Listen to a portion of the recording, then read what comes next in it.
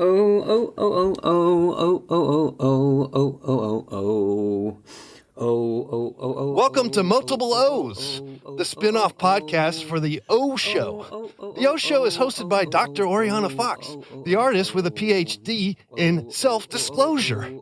You hopefully know the spiel by now. If you're interested in candid confessions, creativity, nonconformity, and mental health, you've come to the right place. This, my friends, is season 2 of this podcast, which explores the crossover between working on the self and working to change the world.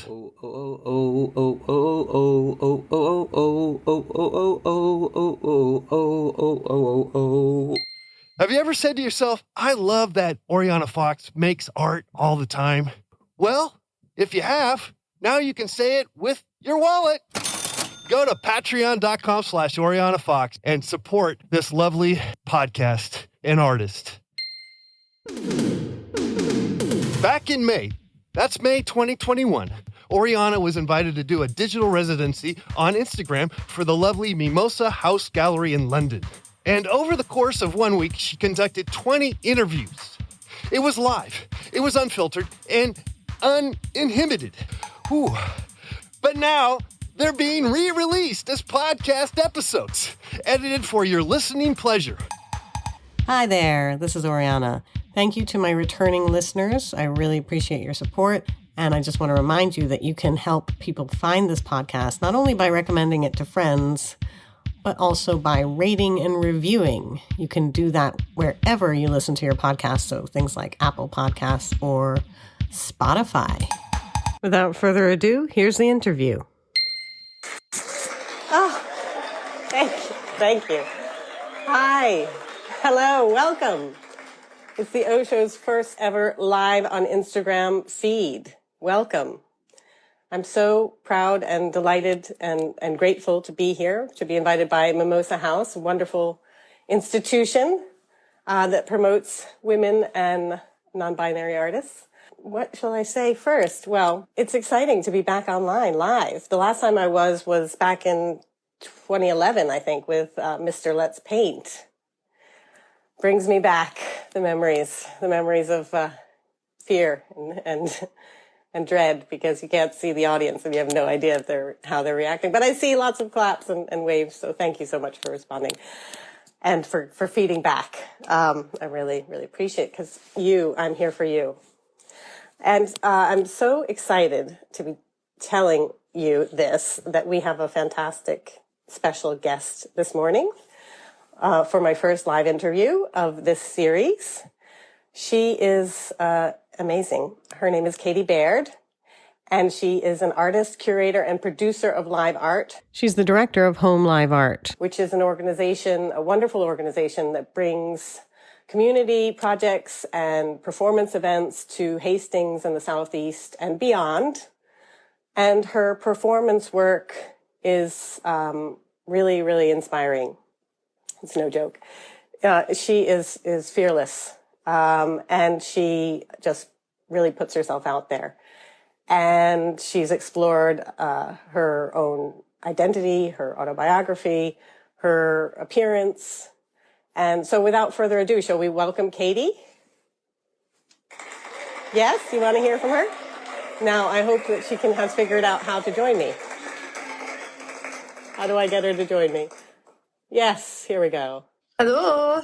Hello. Hi. Good morning, Katy. Thank you so much for being here. Hi, thank you for inviting me, Oriana. How exciting. 10 in the morning. Sorry, I realized this morning, I was like, I really should have made it 11. I don't know what my PA was thinking. Why does she schedule these things? That other Oriana who decides to torture me. The demon Oriana. You get up early though, don't you? That's the thing. You're an early bird. I do. Quite late. Yeah. So you're like, oh, that's like practically afternoon. But for me, I'm like, I thought it was at 11, and then I saw the Instagram post saying 15-minute countdown. I was like, oh God, it's at 10. Oh my God. I'm so sorry. I should have I was like, that would be very flaky of me just to change it at the last minute. So I decided not to. And then I was like, actually, then maybe I should have. Anyway, let's just move on with the show. So, but anyway, I'm just so happy that it's you I'm doing this with for my first time. My first time on Instagram Live as well. Oh, it's our first time. Yeah. We're Instagram Live virgins together. Yes. We'll feel our way. Yeah. So I just wondered if you could talk a little bit just about your practice, just to introduce the uninitiated to some of the key themes, or maybe an anecdote would be wonderful. To my practice, I guess my practice overall, as you said, it's Home Live Art is the organisation that I run in Hastings, and I have my own performance practice as well. And I guess when I think about my practice, I think about both those things, you know, like the both elements, running an organisation, putting on events, working with other artists, working with new audiences, and then also putting on my own work. For me, it's all about bringing people together. That's the bit I love, you know. And you've seen a lot of my work. Like I did do a lot of club, cabaret, those kind of performances pre-COVID. Hopefully they'll start up again, but who knows. But I also have worked in theatres as well. And I guess my big thing, particularly with the theatre work, is our studios, is like just to feel like we're all down the pub together, you know, just to feel like one thing. And I think that's one of the big things that I've missed a lot through the COVID, is that sort of feeling of all being together. I love it, you know, and that's what I try and do with the events that we put on. You know, for me, we always say we embrace unprofessionalism, you know. It's really like, I think there's loads of ways to experience all types of different work, but if you feel like that space is a space for you, like a sort of friendly space that you can be in, I think that's super important. So that's what I try and do with all my work. But I'm obsessed with audiences. I think that's the big thing. You know, I always think about, okay, who is the audience? That's why I like doing like somewhere like Ducky, because it's a very certain type of audience you get. Or if you go to like a regional theatre, it's a very specific audience you get. So I make work for the context that I'm in, and the same with the events that I do. Yeah. I don't know if that makes sense. Yes, yeah. Context is so important, and I couldn't agree more that I love live audiences and bringing people together, and it's something I miss deeply. But yeah, could you say a little bit about? Well, I wanted to talk to you about something. We were at the DIY picnic, the last one that could occur at Live Art Development Agency, and I don't know if I made the comment that I thought the performance work I'd seen you do at the Yard. What was the title of the work? Unreal. Unreal. Yeah. I think I might have made a remark that I thought it was brave, or I don't know if I would have used that word, because I know it's a bit cringy. But you were like, yeah, it's so brave, and you rolled your eyes. You told me that on email, and I thought, you were like, yeah, I want to talk to you about that time where you rolled your eyes at me, and I was like, oh my God, that sounds so rude. You were not, no, it was not rude. It wasn't rude at all. It really didn't seem rude. I want to just make that very clear. It did not seem rude. It just seemed like only, you know, really straight, square people would think it was brave, kind of thing. No, it's not the case. And I've been thinking about that because you did mention it in the email. So I was thinking about that. And it's something, I think it stems a lot from, because I'm naked a lot, because I do a lot of club cabaret work, as a fat, older, I mean, I'm 44 next month, so oldish, but especially for some of those environments when I do, like, I'm artist in residence at the Queer Club Knickerbocker, and that is a very young crowd, you know. And so there's something, I think there's part of that where you come off and go, oh, you're so brave, and I'm like, what, for being fat and being naked? I don't know, it just really depressed me. And then that, you were talking about a different performance, but also there's something about, like, just sort of being you or yourself or chatting or sharing stuff. I'm not sure. I think it's depressing that that's brave, you know. I think it's depressing that it's even.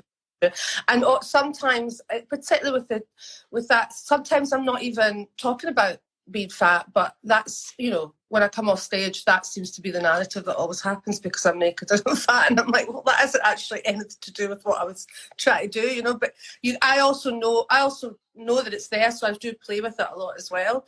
But it's not always about that. So I think, and interestingly, often it can be other fat people as well that say that to me, you know. But then I was thinking, I think they're projecting stuff onto me, and maybe I'm projecting stuff onto them. I don't know, because when you're on stage, it's just totally different, like, to when you're off, you know?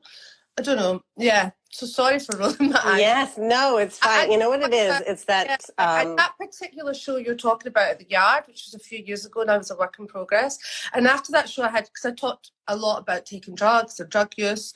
And, you know, I had people emailing me with, like, saying they were worried, or emailing me with, like, numbers for Alcohol Anonymous and Drugs Anonymous. And it was really interesting because I felt that it was, in some ways, there was darkness there, but in some ways it was also a celebration of the beauty of drugs and the beauty of, like, you know, what it means to be in that space with other people and kind of go somewhere else for a while. It's a joyous thing. But there was dark moments as well. So I actually got a really interesting response to that work. So yeah, maybe you just caught me on a day. What was the really interesting response? Just that kind of, you know, I think, and also I think people were like, oh, you know, you shared so much and you're so open and so, and it's like, well, I wouldn't share anything, you know, I didn't want to, you know. Are you looking after yourself? You know, that's a lot to give. And I'm like, well, yeah, but that's what you know, I've made the decision to put it out there. And I don't know, I think maybe I'm a little cavalier. But interestingly, when I did my show Work Shy in Edinburgh, I did the Edinburgh Fringe a few years ago. I did like a big run at oh my God, I've forgotten the name. You know, the big one that everyone from BEC goes to. I can't remember. Anyway, and I was very cavalier about going up there. And that in that show, like, I talk a lot about my life. I drink my own piss. I do all sorts of stuff. And I was like, oh yeah, it'll be fine. But actually, it was really tough. It was really, I mean, I found Edinburgh an incredibly difficult space to be in and perform, like, during the festival, because it's like the audiences just come in and sit there like that. They've seen 5 shows already, and you're given a lot. It's totally different to, like, a Thursday night at the Colchester Arts Centre, you know, or Norwich Arts Centre, where it's like, they're like, okay, we're going to get up, we're going to go and sit down and watch something tonight, you know, and there you have a relationship. But Edinburgh was so draining. It was really weirdly competitive, which I'm not used to either. You know, I move in sort of more collaborative circles. And so that was the one time where I was just like, oh, this is hard. It's hard to put myself out there like that every night, you know. But then when it was full and it was great, it is a buzz. But 22 nights, it's a lot. It's a strange old place up there, you know. Have you been up there? I've been up as an audience member, but I've never had the guts to do a show there. Yeah, the idea of every night after night. I mean, I'd love to do a run of the O show where each night would be different, but I don't know whether that's a possibility, but I'm interested. If anyone's listening. But anyway, I think I think what you're saying is there's something really lovely about the intimacy of the live art settings that performance artists tend to perform within, a kind of sense of camaraderie and community. But when you get into that hyper-competitive theater with, you know, theater world I messed up as well with the context up there, because what I did was I adapted my copy. So somewhere like, to go back to like Colchester Arts Centre, with a lot of this, they do these now, I call them Weird Wednesdays, but I think they call them Wonderful Wednesdays. And the idea is that the audience come and they know they're going to see something a bit, you know, a bit unusual, a bit different. A theatre work, but it's going to be a bit different, you know. And so they're already in that mindset where they're coming and they know and they're a bit excited and they go. And in Edinburgh, I changed my copy a little bit because to try and get people to come in, because it's what you do in Edinburgh. But I think what happened was people read it, thought it was a play or thought it was something else, and when they came in they were a bit like, oh, what's this, you know. And it's not to say I had absolutely some brilliant reviews, I had loads of people in, but it was a real lesson in me to not to change, not to try to adapt, you know. That was a real lesson. It's like, that was a mistake I made, and that's all about context. It's all about the space they're coming into your space, if you know what I mean. So I think, and moving to Hastings, I've been in Hastings, I've been working here and sort of half live here, folks, and I've been working here for 3 years now. And the shift from London, where we put on events in London, and the audience, you know, the audience know what you're doing, and lots of students, lots of people that love live art, you know, and that's so important. Like, that is crucial. We need those spaces, because they're the spaces where you push and you pull and you make things happen, and then it trickles down. But suddenly come to Hastings, my work here is much more about audience development, you know, and creating context where audiences can come and see quite radical work. You know, we've had Rossio Bolivar here, we've had all sorts of, but creating the context where they feel that it's a space for them. And I think people now think about home live art, hopefully here as well, as thinking, okay, we know that it's going to be a little bit weird, but that's okay. That's what I want, because I know they'll come and they'll be open to whatever it's there. And that's the key, not going, oh, well, I think I should, what does that all mean? Or I think I should think this way, or, oh, I don't know how to behave in this setting. I hate all that, you know, like, so it's interesting. Yeah. Yeah, so you're part of the filth community. I don't know, sorry, that's a really bad failed in London. Failed in London, try Hastings. Hastings, yeah, crowd. Yeah, I mean, I think I'm quite lucky because I've got the Scottish, so there's filth, which is a sort of term for people that have moved here out of town. Failed in London, tried Hastings. There is OFB, which is over from Brighton. DFL's the most popular, which is down from London. And they're kind of derogatory terms, you know. Yes, I don't want to call you a derogatory term. I think I kind of escape that a little bit because I've got the Scottish accent. So I think people forget Scottish accent. It doesn't feel like so much of an invasion. But there is tension, and I can totally understand why there's tension, because people are moving here. I mean, after COVID, it's just been, or not after, we're still in the middle of it, but, you know, a consequence of COVID is lots of people have moved here, and that's fine and that's great, but it does change. It changes the town, it puts the price up, it does all that. So there's a real, as an arts organisation, it is something that we're thinking about and trying to sort of work out your position. And it's strange for me to come from where I come from in Glasgow to suddenly be here and be a gentrifier, essentially. Do you know what I mean? It's a really mad headspace, because yes. Can I say something about that, actually? I don't want to interrupt, but like, you know how Lois Weaver and Peggy Shaw in Split Britches, they do this thing. It's a practice where you recognize like the native. It's something that I think originated in Australia or New Zealand. You know, where you and it's something that they do in their practice. They recognize the native people who are displaced that they're performing on the ground of. And I was thinking that arts organizations should do the same with the communities that they displace, who were maybe immigrant communities, because it tends to be that immigrant communities are alongside these arts institutions, and maybe it's that they get displaced, you know, because of, like you're saying, the rising rent. So it's just like a kind of an idea I had of like people should do that to recognize. Anyway, that's kind of a bit of a really complex. Really complex. So you know, it's really complex. And I know that from being here. But I think the thing is like, also you want to be part of a community, and I think that's really important. And some people come and they are a bit like, you know, snobby about the place, and that puts people's back up as well. It's like, you know, come be part of it. It's a really, have you been to Hastings? Yeah, I love Hastings. I love it. Oh, it's a very unusual place. I love it there. I want to go more. I want to go more. I want to go, you know, yeah. I really like it. You're always welcome to come down, yeah. So I want to go back to that performance, which the name of it has gone out of my head. Unreal. I want to say in real. Unreal makes a lot more sense.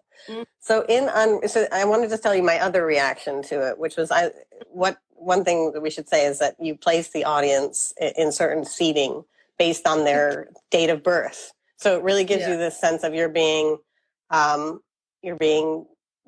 marked as part of a demographic or part of a generation. And you speak about being an exennial, which I'd never heard that term before. And I am too. I'm turning 44 in January. Yeah. Next so you're January. So we're Generation X.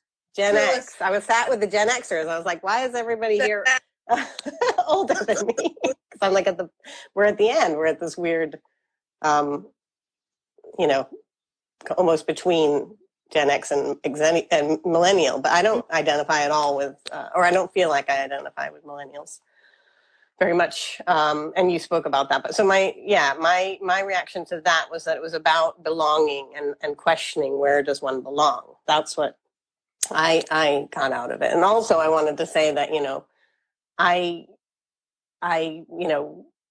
just wanted to point out the fact that, you know, many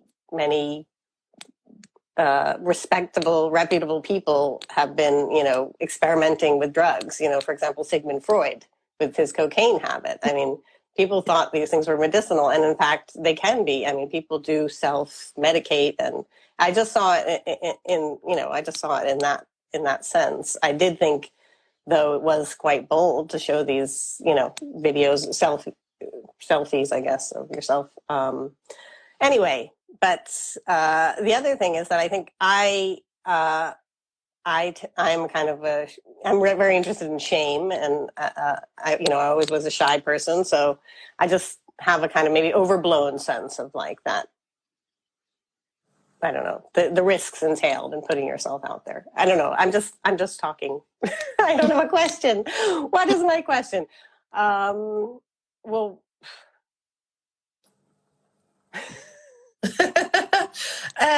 Well, shame's interesting, I guess.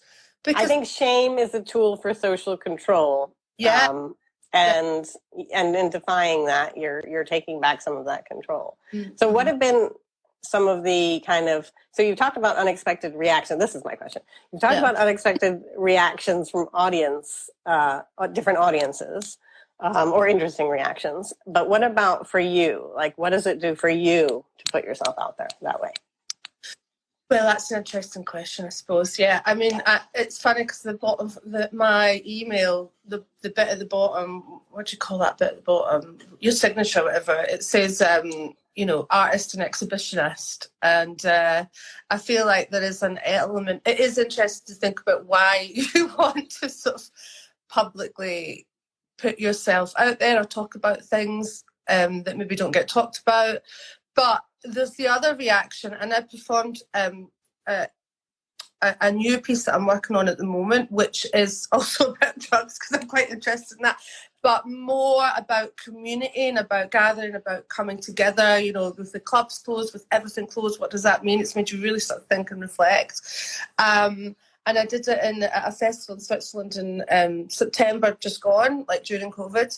And the response, there was talking about age. There was a real sort of difference in it. Like a lot of the young, when I say young, like sort of, early 20s, were just like, oh my God, it was so brilliant to see our life there. Do you know what I mean? To see ourselves reflected, to have someone talk about stuff. And the thing is, it's not like, it's not like hidden, it's not like stuff that we do. Everybody, like almost everybody does it, do you know what I mean? Like it's so pervasive, but yet never talked about drugs, and I think not almost everybody does it, but it's a lot.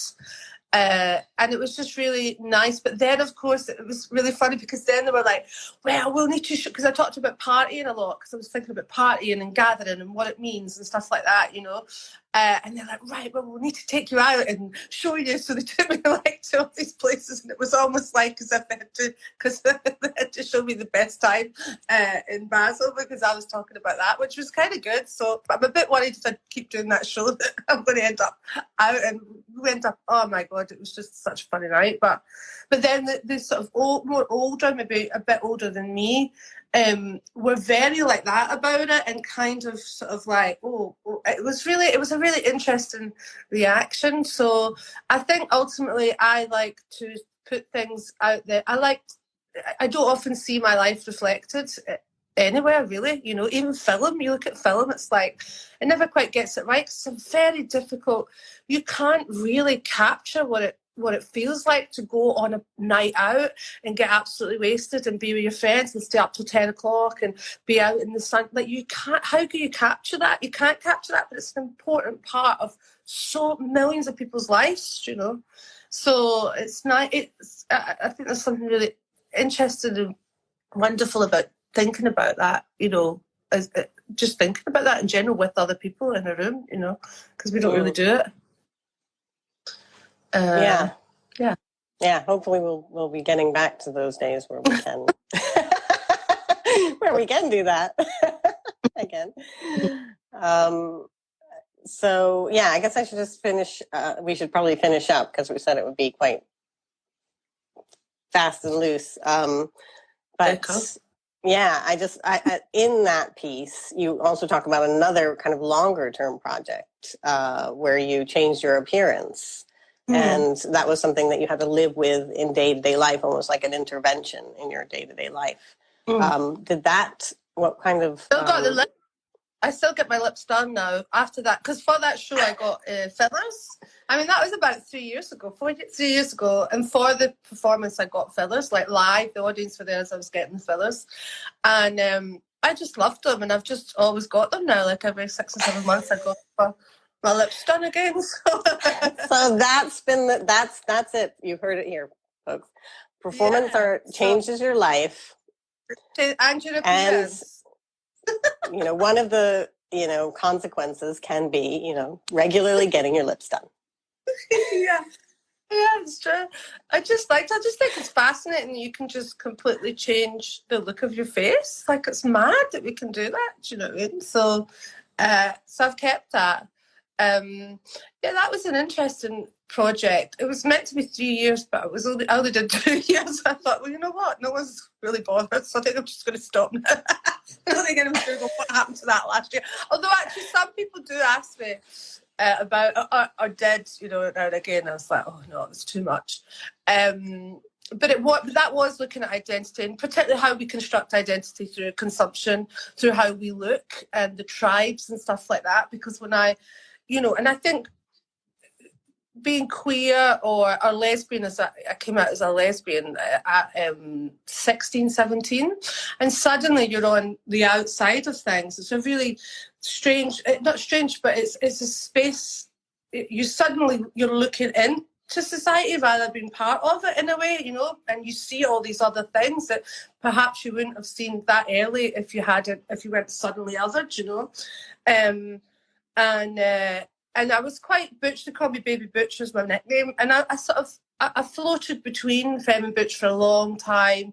And then I got into squatting, and it feels like I kind of fall into these spaces where there's this uniform that you have to wear. Not a uniform, but, by what you wear, you're sort of showing where you belong. And I thought that was really interesting because it's all through consumption. It's all through what we buy, And I feel like that's changed a lot over the last 4 or 5. I think the internet has changed that radically. And now I don't think that kind of fashion or I don't think that exists so much now, because I think countercultures or cultures or groups of people being together often happen online now, particularly for younger people. And so there's a whole different way of identifying, or music, it's all these different ways. But I thought it was really, really interesting to think about that, and about how what we wear can say, like, is all about saying something in your place in society, and so I was exploring that. So I did a whole load of performances over 2 years around that, and I sort of was high femme for a year, and then butch for a year, and now I just sort of muddle in between the two. And now it seems it seems so different. That was like 5 years ago. Ooh, sorry. Didn't mean to click that. Even the landscape, the identity, politics landscape that we live in has changed so dramatically, even from 5 years ago. When that piece now feels a bit funny to make. Would be funny to make now, I think, So, but that's the beauty of performance. Is it's very, very much of the moment. I saw something online the other day, and a performance, and they literally had the T-shirt. On the T-shirt was printed the front page of The Sun that morning, and they were performing, and I was like, that's what I love about a particular type of live performance, is like, it is, and that's what I love about club performance, is literally you can make something the day before and go in, and it's so about that very, it's just so, and there's not many other places you can do that, because everything's written in advance, it's all rehearsed, but the joy of just like being able to immediately respond to something that happens live on stage is just glorious, I think, and what makes it, and what I love about it. Yeah, amen to that. That was, and also that's so fitting for our context here on the internet. And the internet moves the pace of change so quickly, and you really have to be on the ball. And I mean, it is wonderful when people can respond that way. And so, before we go, tell me a bit about your residency. Is this the first day? Yesterday was the first day, which I spent, getting into the right mindset for it. And you're my first. Sorry. Putting up your tinsel, your background Yes, tinsel. putting up my tinsel, relaxing. Actually, I didn't put up the tinsel. My PA did while I relaxed in the tub. It was great. And I just, I've been setting up the interviews, and I will be announcing the more interviews throughout the days. So yeah, it's great. And I'm hoping to as well release some previously unreleased footage, which is not up to the minute. It's late. It's late responding footage. It responded at the time, and now it's late. Anyway, so that's what I'm doing. Thank you so much for being here with me. It's been wonderful. To hearing with my breakfast, hearing the other interviews. Yeah. Great. Thank you. Oh, the applause, the roar of the applause, the smell of the grease paint. Where is it all gone? Thanks, bye. Okay, bye. Thank you so much. I hope you enjoyed that interview with Katy Baird. Next time on Multiple O's, I'll be sharing with you my interview with the artist, mother, activist, and labor counselor, Lena Simic, who discusses balancing those different roles and her particular approach to activism, which departs significantly, I must say, from my brother Josh Fox's, which you heard about last week. So that's something to look forward to next time on Multiple O's. Thanks for listening. Thanks for continuing to listen. Thanks for getting to this point in this episode to hear me say, I hope you will accept yourselves unconditionally, your lives, and other people, because we're all just fallible human beings.